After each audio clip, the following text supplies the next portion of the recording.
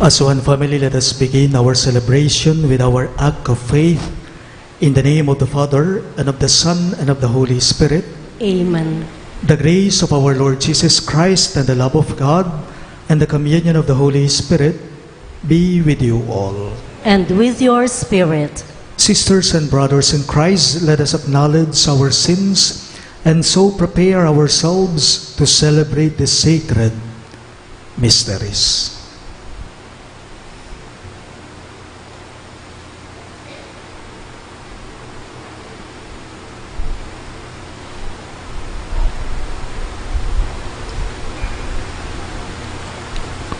All together we say, I confess to Almighty God and to you, my brothers and sisters, that I have greatly sinned in my thoughts and in my words, in what I have done and in what I have failed to do, through my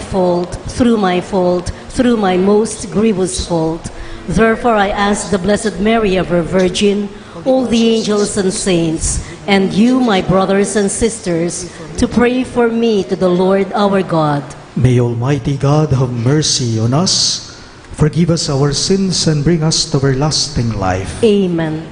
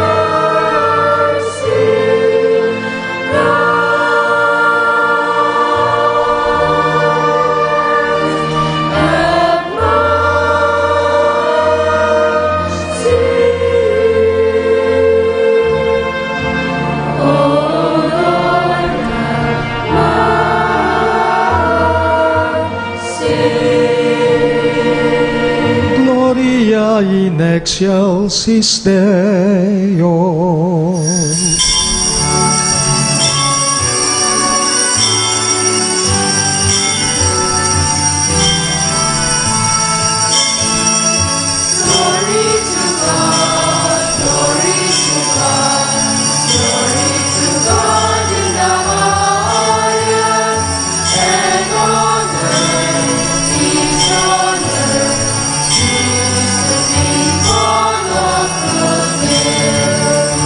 We pray.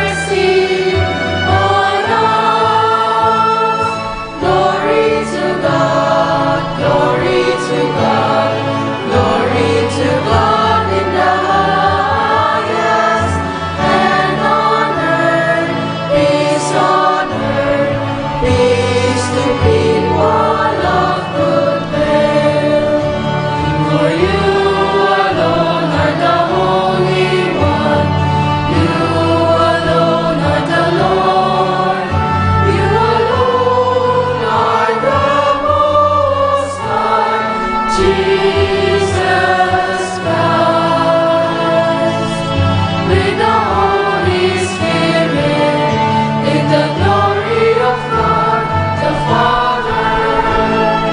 Glory to God, glory to God, glory to God in the highest, and on earth peace to people of good will. Amen.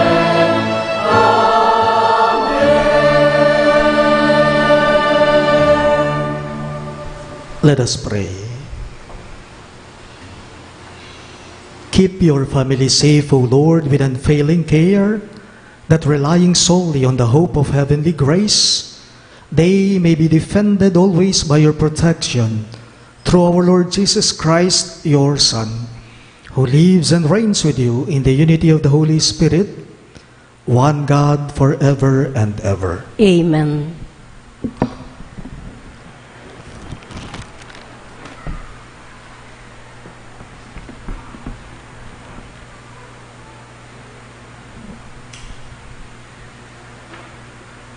A reading from the book of the prophet Isaiah.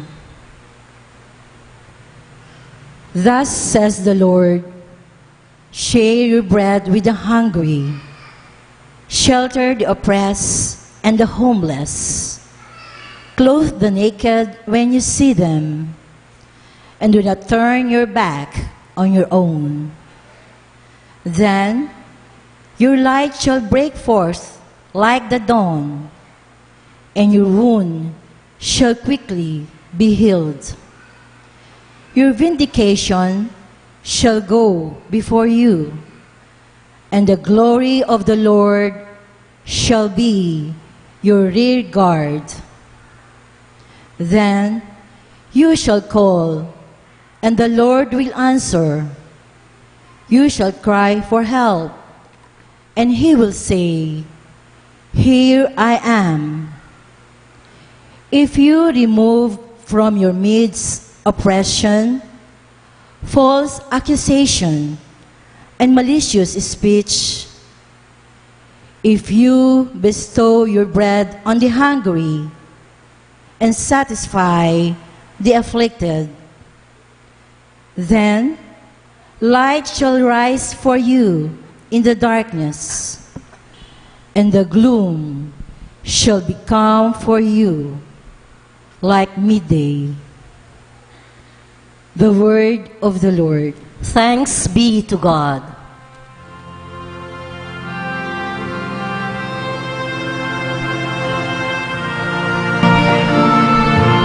We respond to the verses with a psalm. The just man is a light in darkness to the upright. The just man is a light in the darkness to the upright. The just man is a light in the darkness to the upright. Light shines through the darkness for the upright. He is gracious and merciful and just. Well for the man who is gracious and lends, who conducts his affairs with justice. The just man is a light in the darkness to the upright. He shall never be moved. The just one shall be in everlasting remembrance. An evil report he shall not fear. His heart is firm, trusting in the Lord. The just man is a light in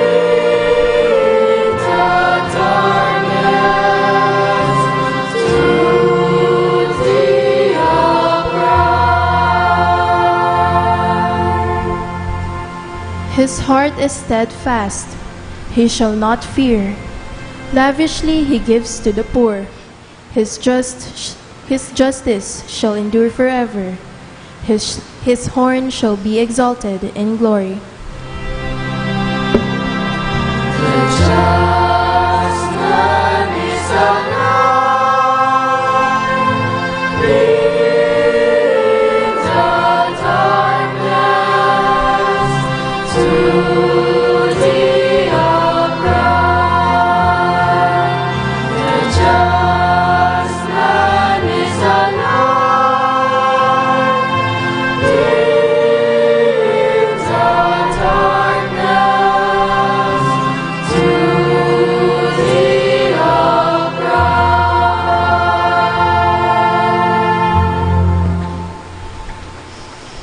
A reading from the first letter of St. Paul to the Corinthians. When I came to you, brothers and sisters, proclaiming the mystery of God, I did not come with sublimity of words or of wisdom, for I resolved to know nothing while I was with you except Jesus Christ and Him crucified. I came to you in weakness and fear and much trembling, and my message and my proclamation were not with persuasive words of wisdom, but with a demonstration of spirit and power, so that your faith might rest not on human wisdom, but on the power of God. The word of the Lord. Thanks be to God. We all rise to welcome the good news of our salvation.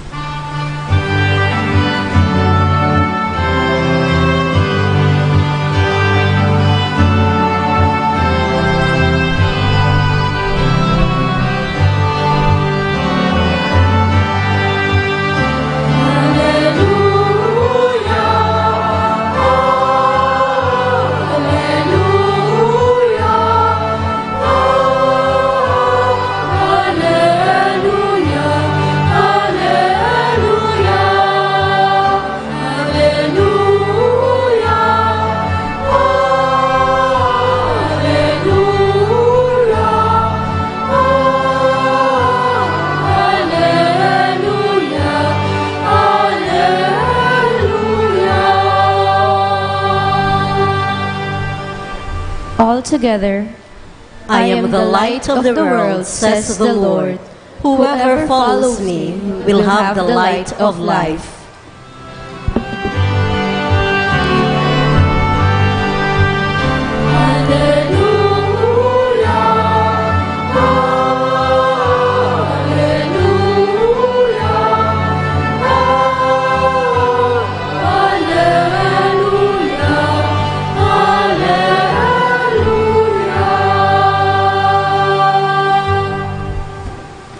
The Lord be with you. And with your spirit, A reading from the Holy Gospel according to Saint Matthew. glory to you, O Lord. Jesus said to his disciples, "You are the salt of the earth. But if salt loses its taste, with what can it be seasoned? It is no longer good for anything, but to be thrown out and trampled underfoot. You are the light of the world. A city set on a mountain cannot be hidden, nor do they light a lamp and then put it under a bushel basket. It is set on a lampstand, where it gives light to all in the house. Just so, your light must shine before others, that they may see your good deeds and glorify your heavenly Father." My dear friends, the good news of our salvation. Praise to you, Lord Jesus Christ.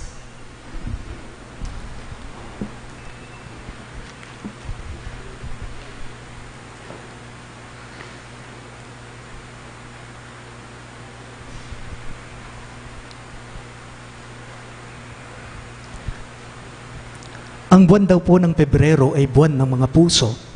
Ang buwan daw po ng Pebrero ay buwan ng mga taong romantiko. Sa mga magsing-irog, sa mga magkasintahan o sa dalawang taong nag-iibigan, may pet name sa kanila ang buwang ito.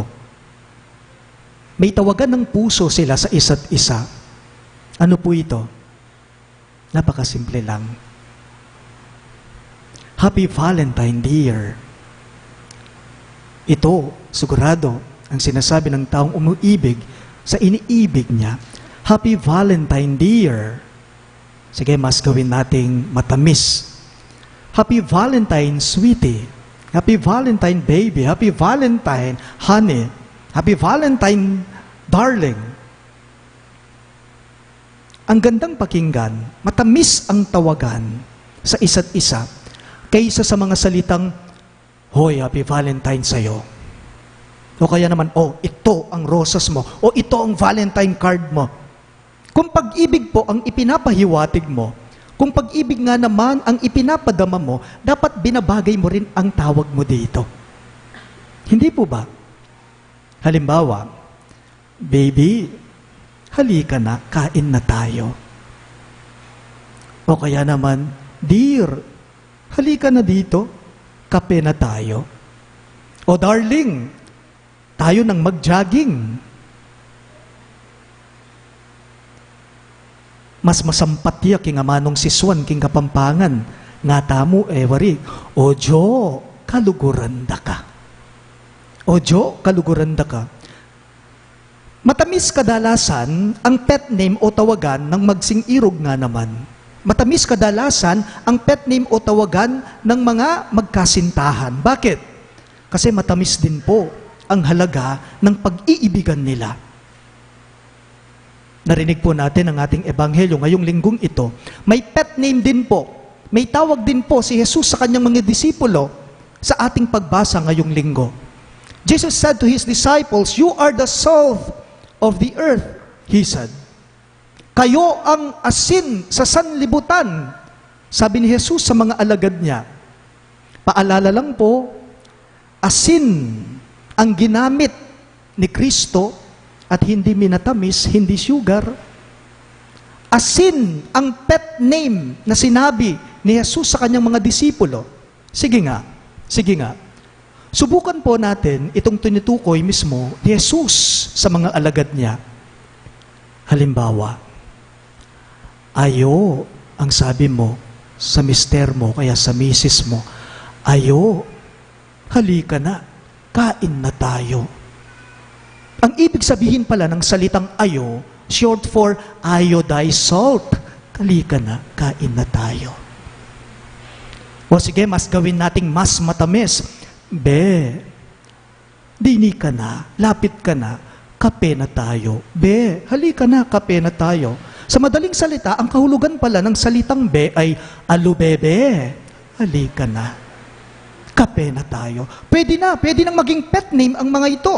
Ayo, be. Pwede na lang, ale. Pero napansin po ninyo, di po ba maalat ang asin? Di ba maalat ang asin? So, ibig sabihin ba nito ay maalat din po ang lasa ng pag-ibig ng Diyos sa atin? So, ibig bang sabihin nito, dahil maalat ang asin, maalat din ang lasa ng pagmamahal ng pag-ibig ng Diyos sa atin? You are the salt of the earth, He said. Jesus said.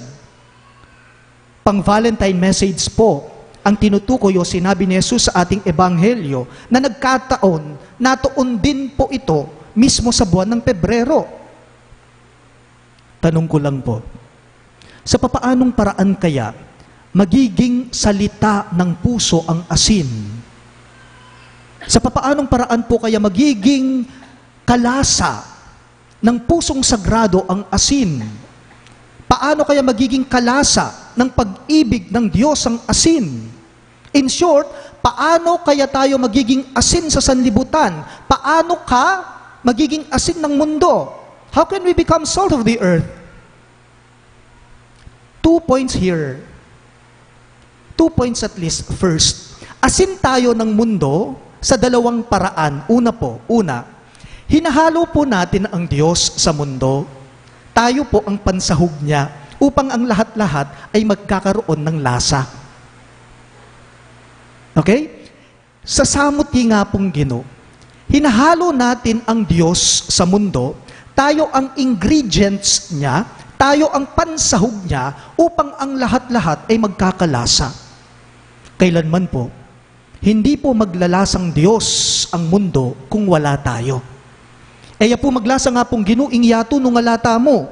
King ulita mo, uling panyangkap nakatamo ni nga pong ginuking yato, iya sasamot taya king yato. Kaya nga't, sa pamamagitan natin, ipinapakita po natin ang kadakilaan ng Diyos. Dahil tayo ang pansahog niya, ingredients na sa pamamagitan natin, ipinapakita natin ang kabutihan ng Diyos, ang kabanalan ng Diyos.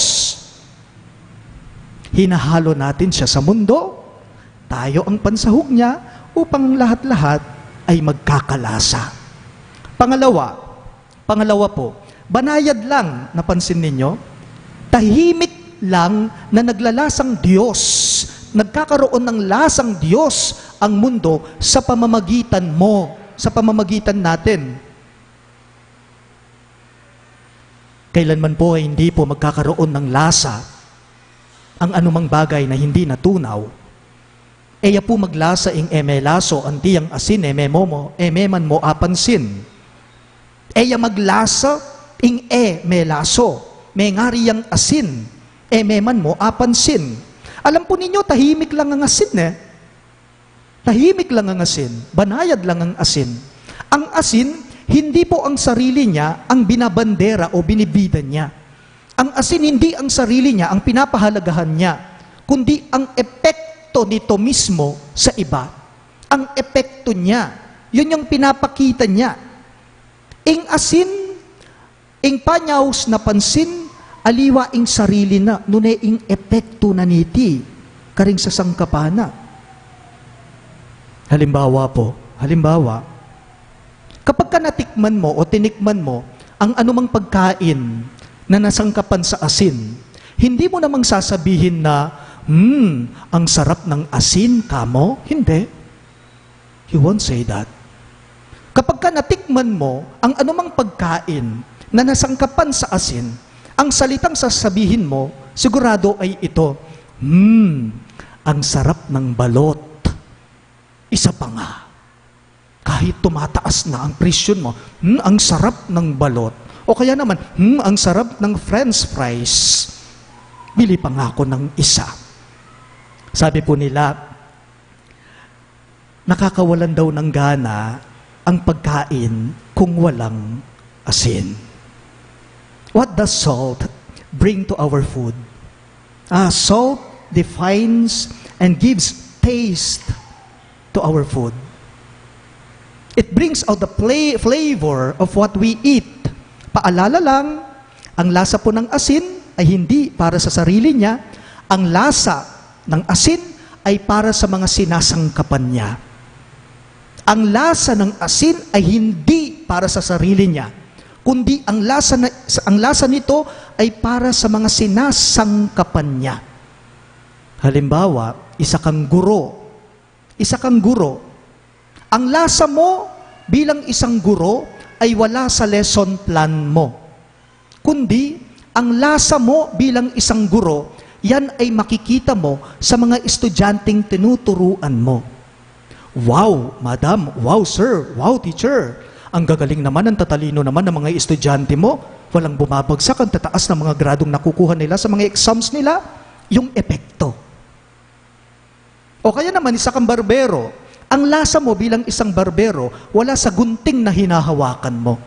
Kundi, ang lasa mo bilang isang barbero, yan ay makikita sa hitsura ng mga taong ginugupitan mo. Yung nagmumukha silang gwapo't maganda kapag ka ginupitan mo sila. Wow, mucho guwapito, nagmukha kang tao. Tandaan po natin, hindi po sinasarilinan ang Diyos. Hindi pansarili ang Diyos. Nanune kasi, inahalo siya. Okay? Sasamot niya, nga pong ginu. Ita mo, ing panyangkap na. Ganyan naman talaga kapag ka ipinangangaral ang Diyos Alam po ninyo, ipinangangaral, ipinapahayag ang Diyos, hindi dahil magaling kang magsalita. Hindi yon. Kundi ipinangangaral, ipinapahayag ang Diyos, hindi lang sa salita, kundi ito ay nasa lasa ng kabutihan na ipinapakita mo sa iba. Ipinangangaral ang Diyos, ipinapahayag ang Diyos, hindi lang sa salita, kundi ipinangangaral siya sa pamamagitan ng pagpapakita ng mabuti at magandang halimbawa sa iba, sa mga bata, sa mga kaparokya mo, sa pamilya mo, sa mga kakilala mo, sa mga kasama mo sa opisina, sa kapwa mo. Ipinangangaral ang Diyos hindi upang makilala ka. Ipinangangaral ang Diyos upang makilala ang pangalan mo. Hindi. Kundi ipinangangaral ang Diyos para sa kapakanan at benepisyo ng iyong kapwa-tao. If salt loses its taste, with what can it be seasoned? Nung pinaman ingasin, mila ko nelasa, makanano mo pa kano nga balik, ingkalat na, mahirap na. Mahirap na. Kung gayon, dapat lang na samantalahin po natin ang lasa ng kabutihan na nasa ating mga puso. Samantalanan mo, ang lasa mo, ikang tao. Alam po ninyo, napakaikli po ng buhay upang magalit ka. Napakaikli po ng buhay upang maging mapagmataas ka. Samantalahin natin ang kabutihan na nasa sa atin. Tanong ko lang, kailan ka pa magiging isang mabuting magulang o uliran na magulang sa mga anak mo kapag ka tumanda na sila, kapag ka lumaki na sila, kapag ka nagkag-isip na lahat sila? Wala ka ng lasa nun, matabang ka na nun, wala nang silbi yun. O kaya naman, kailan ka patutulong sa iyong kapwa kapag ka mahina ka na, kapag ka hindi mo na kayang tumulong pa sa iba? Wala ka ng lasa nun. Wala ng silbi yun. Wala ng kuwenta pa nun. Kaya't, wag sana po nating itago ang kabutihan ng ating puso. Huwag sana nating sayangin ang talentong ipinagkaloob ng Diyos sa iyo. Huwag mo sana nga hayaang mawala ang malasakit mo sa ibang tao. Paalala lang po, lasa po ng Diyos ang nasa sayo. Lasa ng Diyos ang nasa sa ating puso. Ikaw, tayo, ang asin niya sa mundo, kaya't wag sana po nating ipagkait at itago ito sa ating kapwa-tao. Alam niyo, kapag kakabutihan ang ipinakita mo, kahit hindi na noon buwan ng Pebrero, siguradong magiging pet ka pa rin ni Kristo. Please all rise. We now profess our faith. I believe in one God, the Father Almighty, maker of heaven and earth, of all things visible and invisible. I believe in one Lord Jesus Christ, the only begotten Son of God, born of the Father before all ages, God from God, light from light, true God from true God, begotten, not made, consubstantial with the Father. Through him all things were made. For us men and for our salvation, he came down from heaven, and by the Holy Spirit was incarnate of the Virgin Mary and became man. For our sake he was crucified under Pontius Pilate. He suffered death and was buried, and rose again on the third day in accordance with the Scriptures. He ascended into heaven and is seated at the right hand of the Father. He will come again in glory to judge the living and the dead, and his kingdom will have no end. I believe in the Holy Spirit, the Lord, the giver of life, who proceeds from the Father and the Son, who with the Father and the Son is adored and glorified, who has spoken through the prophets. I believe in one holy Catholic and Apostolic Church. I confess one baptism for the forgiveness of sins, and I look forward to the resurrection of the dead and the life of the world to come. Amen. My dear friends, let us now raise our hearts to our Heavenly Father who listens to the humble petitions of His children. May His love empower us to live as salt of the earth and as light of the world. In every petition you shall respond, Lord, hear our prayer. All of us, please. Lord, hear our prayer. that the Church may become the light of Christ to the world and remain faithful to the gospel, we pray. Lord, hear our prayer. That our government leaders may continue to fight corruption, oppression, and discrimination, particularly against the least, the lost, and the last, we pray. Lord, hear our prayer. That we may continue to bear the light of Christ to the lonely, the downtrodden, and those who are suffering in soul and in body, and become the salt that satisfies their longing for healing, we pray. Lord, hear our prayer. That all of us gathered together here may continue to do good to others constantly, so as to glorify our Heavenly Father, we pray. Lord, hear our prayer. That our beloved dead may receive the light, happiness, and peace in the Lord, and rejoice in His glory forever, we pray. Lord, hear our prayer. We include in our prayers the following intentions. For the thanksgiving of Frederick Aaron Manaloto, Villanueva Tolentino family. For the birthday intentions of Noel Tolentino. For the special intentions of Laila Abyob, Paz Swing, Mary Manette Pineda, Baby Liam Samuel Cristales, the St. Jude Thaddeus Parish Pastoral Council, the St. Jude Village Homeowners Association, for the good health of Anita Teodin, Inez Sunga, June Gomez, Alan Guzman, EJ Payumo, Ben Ingal, William Canlas, and all our sick relatives and friends. For the eternal repose of the souls of Norma, Maria Virginia, Dolores, Marcelo, Roman, Fernando Barameda, Mirna Sunga, Aquilina Pineda, Ernesto Manag, Manuel Tongyo, Mark Louis Tongyo, Juanita, Gregoria, Carlos, Corazon, Francisca, Benjamin and Isabel Lagman, Patricia, Robert Hunton, Tomas, Gilbert Simswanko, Maria, Emilio Cortez, Amparo, Francisco Pexon, Alfredo, Emerenciana, Willie Sapnu, Victorio, Apollonia Simswanko, Ian Nicole David, Ranelo Destajo, and all souls in purgatory, we pray. Lord, hear our prayer. We now pray for our personal intentions.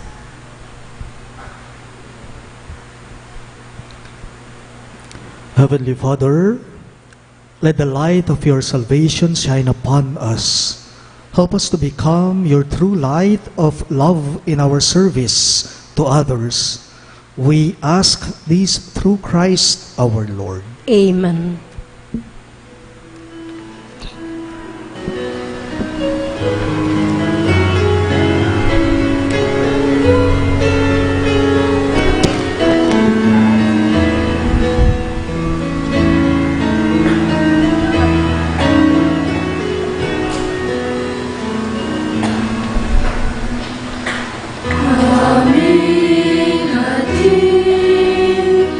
Alor na ito, ang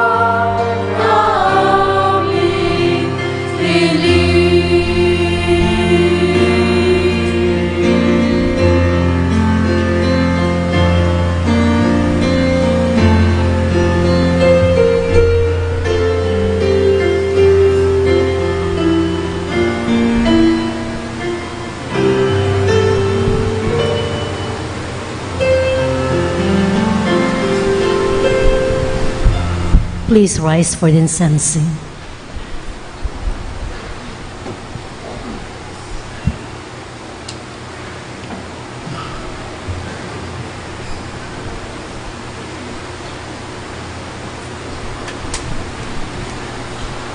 Pray, my dear friends, that my and your sacrifice may be acceptable to God, the Almighty Father. May the Lord accept the sacrifice at your hands for the praise and glory of his name, for our good and the good of all his holy church. O Lord our God, who once established these created things to sustain us in our frailty, grant, we pray, that they may become for us now the sacrament of eternal life. We ask this through Christ our Lord. Amen.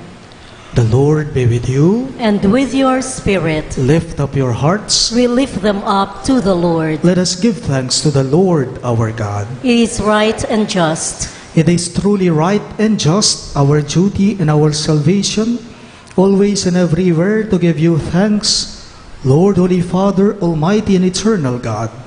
For we know it belongs to your boundless glory that you came to the aid of mortal beings with your divinity, and even fashioned for us a remedy out of mortality itself, that the cause of our downfall might become the means of our salvation through Christ our Lord. Through him, the host of angels adores your majesty and rejoices in your presence forever. May our voices, we pray, join with theirs in one chorus of exultant praise as we all acclaim.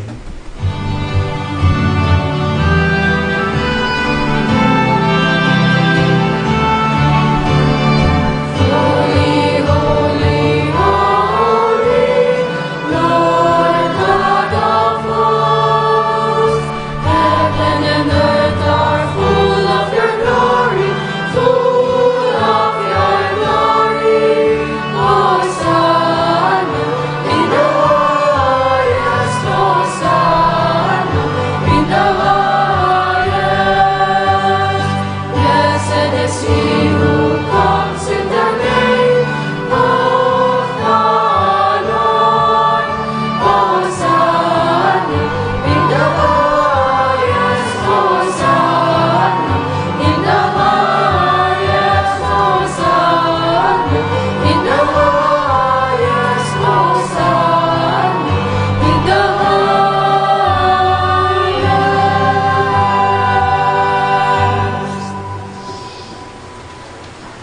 You are indeed holy, O Lord, the fount of all holiness.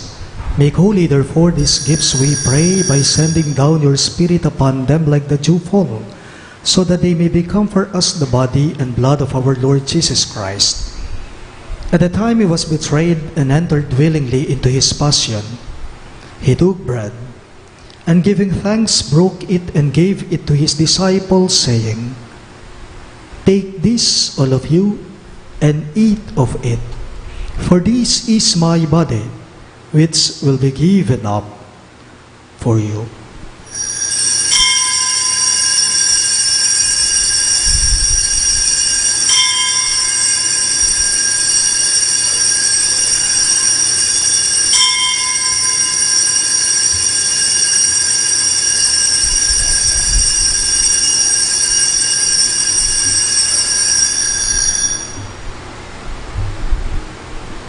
In a similar way, when supper was ended, he took the chalice, and once more giving thanks, he gave it to his disciples, saying, "Take this, all of you, and drink from it. For this is the chalice of my blood, the blood of the new and eternal covenant, which will be poured out for you and for many for the forgiveness of sins. Do this in memory of me."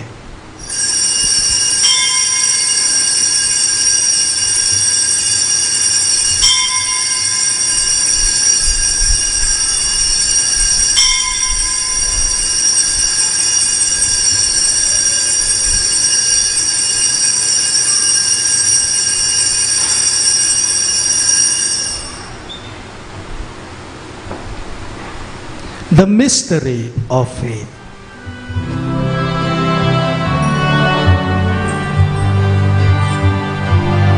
When we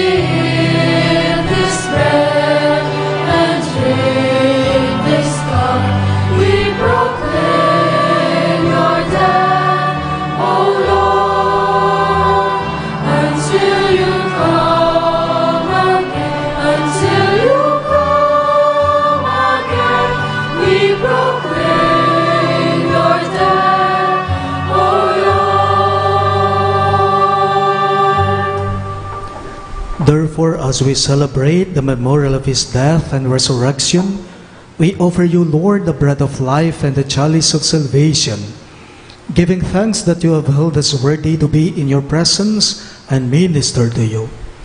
Humbly we pray that partaking of the body and blood of Christ, we may be gathered into one by the Holy Spirit. Remember, Lord, your church spread throughout the world, and bring her to the fullness of charity, together with Francis, our Pope, Florentino, our Bishop, Pasiano, our Bishop Emeritus, and all the clergy.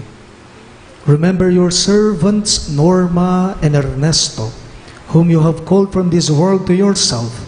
Grant that they were united with your Son in a death like his, may also be one with him in his resurrection. Remember also our brothers and sisters who have fallen asleep in the hope of the resurrection, and all who have died in your mercy.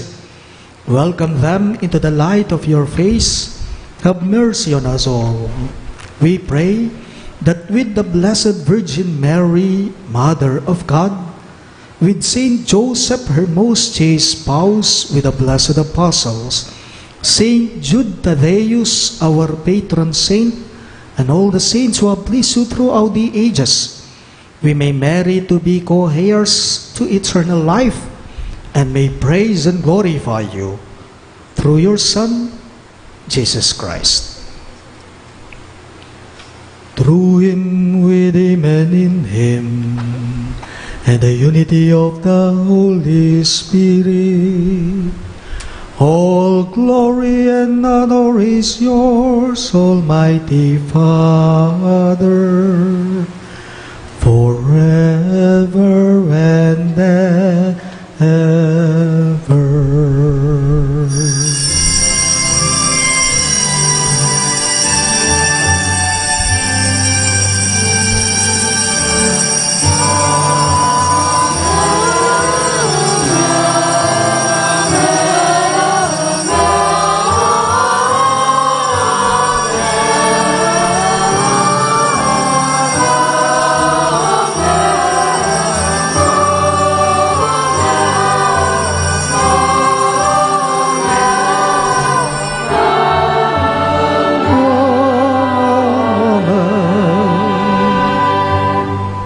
Let us now pray for the coming of the kingdom as Jesus taught us.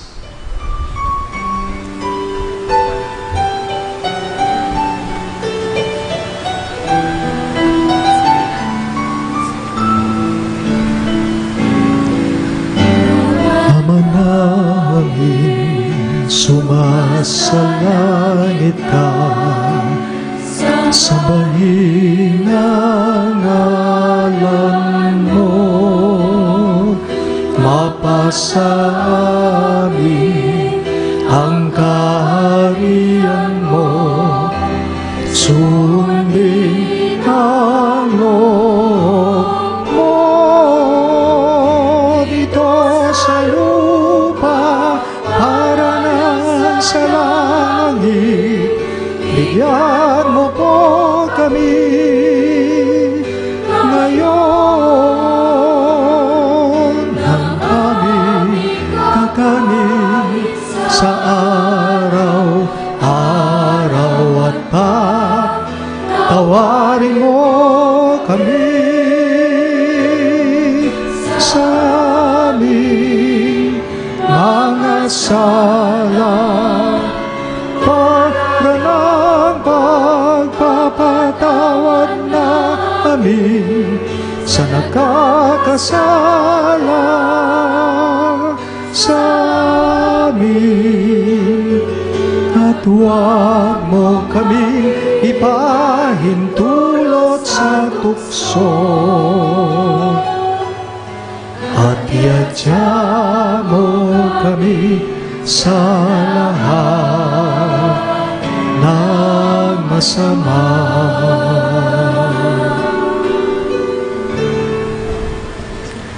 Deliver us, Lord, we pray, from every evil.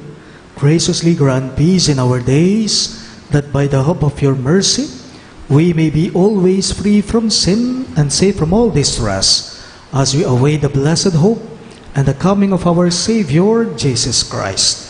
For the kingdom, the power, and the glory are yours, now and forever.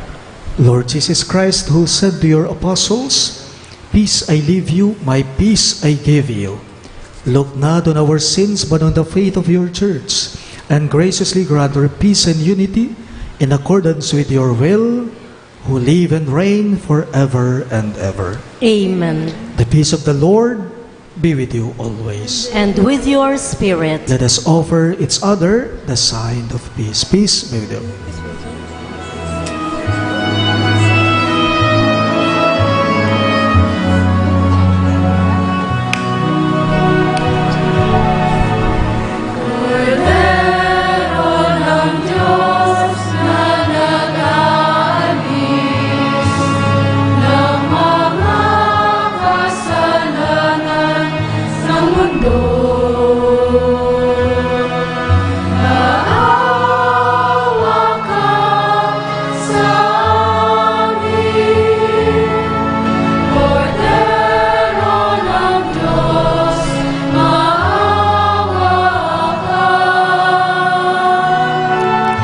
Kordero ng Diyos na nag-aalis ng mga kasalanan sa mundo.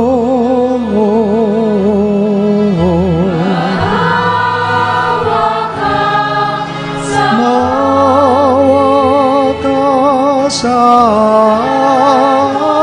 amin, O Diyos.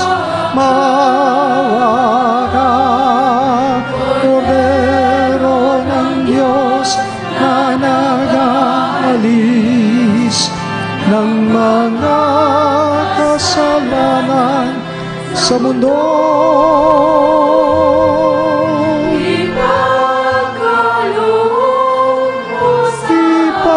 Ipagkaloob mo ang kapayapaan.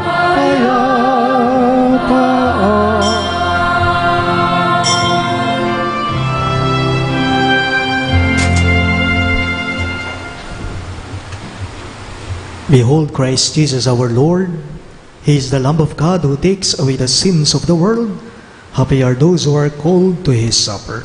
Lord, I'm not worthy that you should enter under my roof, but only say the word, and my soul shall be healed.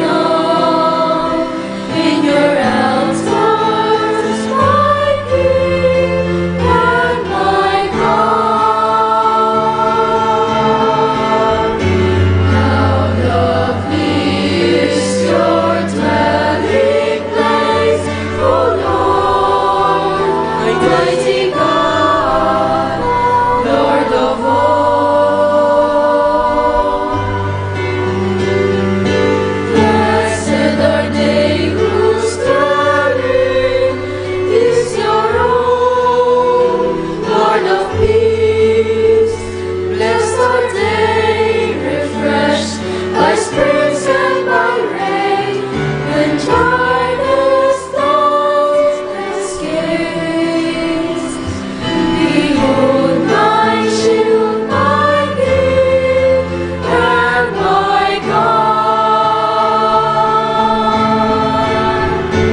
How lovely is your dwelling place, O Lord, mighty God, Lord of hosts. I would forsake 1,000 days anywhere if I could stand one day in your doors, belong to you alone. My strength are you alone. My glory, my King, and my God. How lovely is your dwelling place, O Lord, mighty God, Lord of hosts.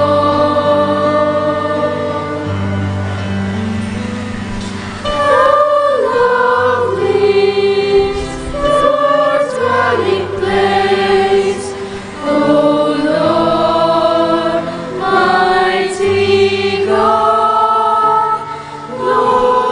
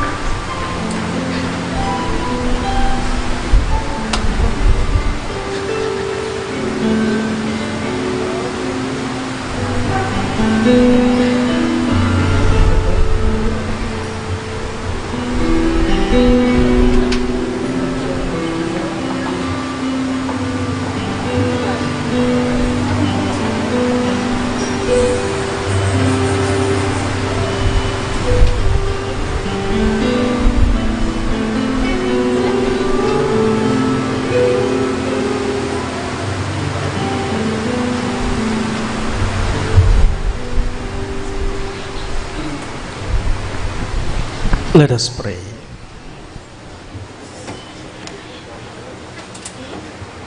O God, who have willed that we be partakers in the one bread and the one chalice, grant us, we pray, so to live that made one in Christ, we may joyfully bear fruit for the salvation of the world. We ask this through Christ our Lord. Amen. Please be seated for some announcements. On Tuesday, February 11, we commemorate the memorial of Our Lady of Lourdes, also observed by the Catholic Church as the World Day of the Sick. In this commemoration, we have the last of our Triduum in honor of Our Lady of Lourdes tomorrow, Monday, before the 6:30 evening Mass. On the Feast of Our Lady of Lourdes on Tuesday, February 11, we shall celebrate the Eucharist at 6:30 in the evening, primarily for the sick, the infirmed, and the aged. May we encourage our parish community to bring to this Mass our sick and old relatives and friends who will be prayed for and blessed during the Mass. Also, the Saturday Youth Choir is open for recruitment of members. Interested persons may inquire at the Parish Secretary's office for details. Maraming salamat po. We all rise for the final prayer and blessing. The Lord be with you. And with your spirit, Bow your heads and pray for God's blessing. May the Lord bless you and keep you. Amen. May He let His face shine upon you and show you His mercy. Amen. May He turn His countenance towards you and give you His peace. Amen. And may the Almighty God bless you, the Father, and the Son, and the Holy Spirit. Amen. The Mass is ended, and our mission begins. Thanks be to God.